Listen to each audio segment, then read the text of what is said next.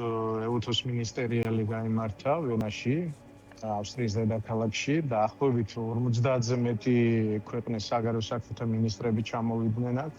ეს არის უსაფრთხოებისა და თანამშრომლობის ფორუმი, ძალზე დიდი და უკრაინის გამო და ბევრი პრობლემის და გამო ძალზე მნიშვნელოვანი არის აქ როგორ შეთანხმდებიან ევროპელი ლიდერები, შეძლებენ თუ არა შეთანხმებას და რაიმე გზის გამოძებნას, რომ შეაჩერონ უკრაინაში ომი და სხვა პრობლემების გადაწყვიტონ.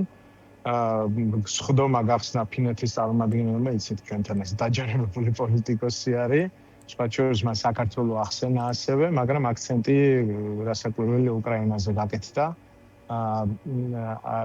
ინტრიგა ამ შეხვედრის ის არის, რომ რუსეთის საგარეო საქმეთა მინისტრი ლავროვი უნდა ჩამოსულიყო, მაგრამ არ ჩამოვიდა, ერთი კვირის წინ გადადევს ვიზიტი, მგონი ინდოეთში მიდის.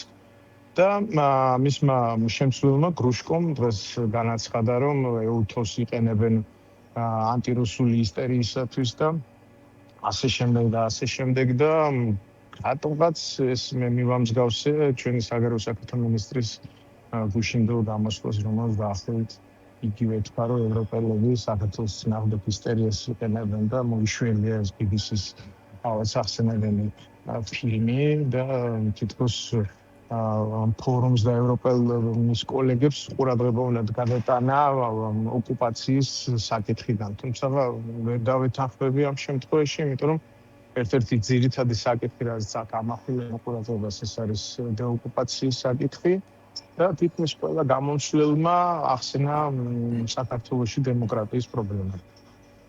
ნახოთ, როგორი გამოსვლები იქნება, მგონია რომ ჩვენი წარმომადგენელი ის მეორე ნახევარში გამოგონია, რომ ეს შეხვედრა დახურული იქნება. მე ვცდილობ, რომ როგორმე მისგან კომენტარი მივიღო, იმიტომ რომ საინტერესოა ლავროვის известიაში ინტერვიუსთან დაკავშირებით მისი პოზიცია როგორი არის, როდესაც მან თქვა, რომ სამაჩაბლოსა და ესეთ გაფაზეთის აღიარება რუსეთის მიერ შეუქცევადი პროცესი არის და აქ არანაირი კომპრომისი არ შეიძლება მოხდეს და მეორე ძალზე საინტერესოა თუ როგორ მიიღებს ის დასავლელი კოლეგების კრიტიკას BBC-ს ფილმთან დაკავშირებით, თუმცა მე მგონი აქ აქცენტი უფრო კეთდება ადამიანის უფლებებზე და იმ უამრავ უსამართლო დატყვევებულ ადამიანზე, ვინც დღეს საქართველოს სტატუსაღობებში იტანჯება.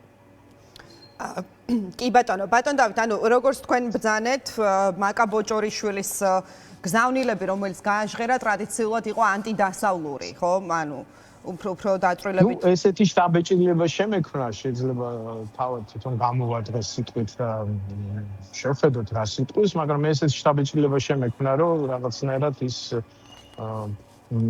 მისი აღქმა არის ესეთი. კი ბატონო, დავით, ასევე მინდა გკითხოთ, აი თქვენ ახსენეთ სწორედ ეს BBC ჟურნალისტური გამოძიება და აი რამდენად არის ეს როგორ გკითხოთ, ანუ რაღაც აი განხილვის საგანი გულისხმობ აი თუნდაც თქვენს კოლეგებში, ევროპელ პოლიტიკოსებში, ვიცით რომ ამერიკული დელეგაციაც იმყოფება. აი ამაზე რამდენად საუბრობენ თუნდაც აი ამ რაღაცა არაოფიციალური შეხვედრების მიღმა. იმიტომ რომ ვიცით რომ არაერთი საერთაშორისო მედიის ყურადღების ქვეშ მოექცა სწორედ ეს ჟურნალისტური გამოძიება. ჯერჯერობით ქვეყნის დელეგაციებს დღის პირველი ნახევარია ესეთი გამოსვლებია მოკლე, სადაც თავის პოზიციებს აფიქსირებენ და ძირითადი საკითხები ეს ადამიანის უფლებებია და უკრაინის ომი. მე იმედი მაქვს, რომ შემეძლება რაღაც შუალედში იგივე კოლეგებთან და დელეგაციის წარმომადგენლებთან გასაუბრების და ამ კითხვის დასმის.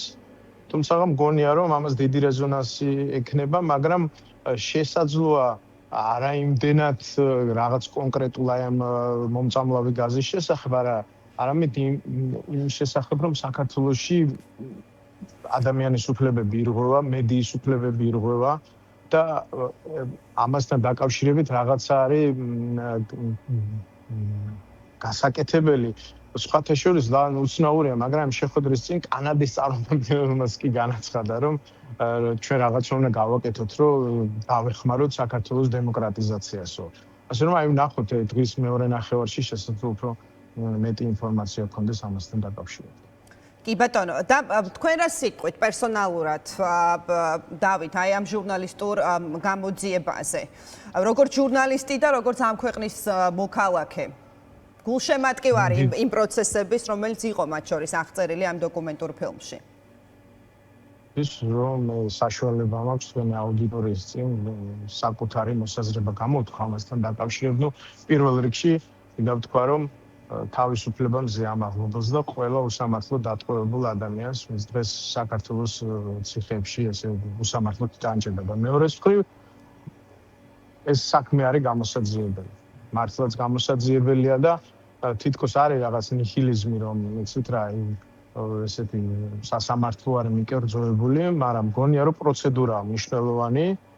ჩვენ ყველა ეტაპი უნდა გავიაროთ, მოვითხოვოთ პროკურატურისგან ეს გამოძიება და თუ დადგინდა მართლაც და დარღვევები, ხო, ეს საერთაშორისო სასამართლოებამდე მივიტანოთ.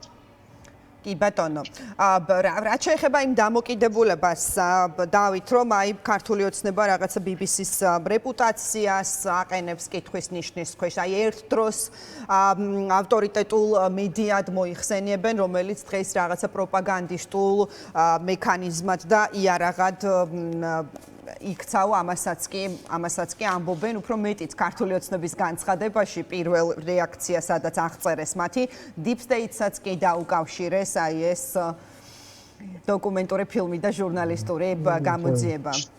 ჩემს მოსაზრებას გაგიზიარებთ რა, სულ რა ვიცი, ალ-ჯაზირას რო გააკეთე მეგრე, ამ მნიშვნელობა აქვს, ხო, ვინ გააკეთა, მთავარია ჩვენ ვაგვინდა, ჩვენ ხო ვიცით რომ რაღაცა არასწორი მოხდა, ადამიანები დაიჩაგნენ და ჩვენ როგორც საქართველოს მოქალაქეებმა და ყველა თავისუფლების მოყვარე ადამიანმა ამ დედამიწაზე უნდა მოვითხოვოთ რომ ეს გამოიძიონ ეს საქმე. აქ იცით რა, ეს დეტალებზეა ყურადღების გადატანა, რომ აი BBC-მ ეს თქვა და იქ ეს დეტალი ისე არის თქვა.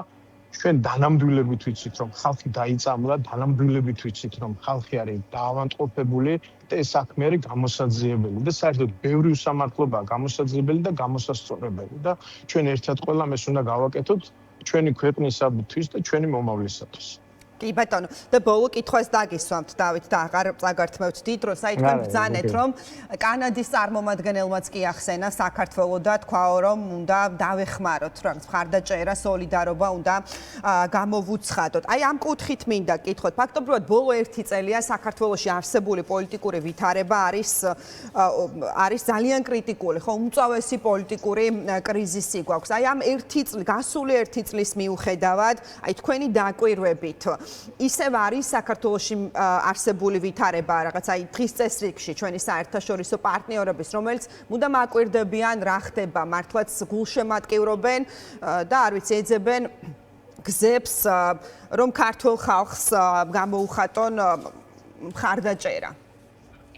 მინდა დაგარწმუნო შენ და ჩვენი მაყურებელიც, რომ საქართველო იყო, იქნება და არის და იქნება ევროპული ოჯახის წევრი, მიუხედავად საზღვრებისა და რაღაცა წესების თუ დოკუმენტების თუ კანონების, ხო?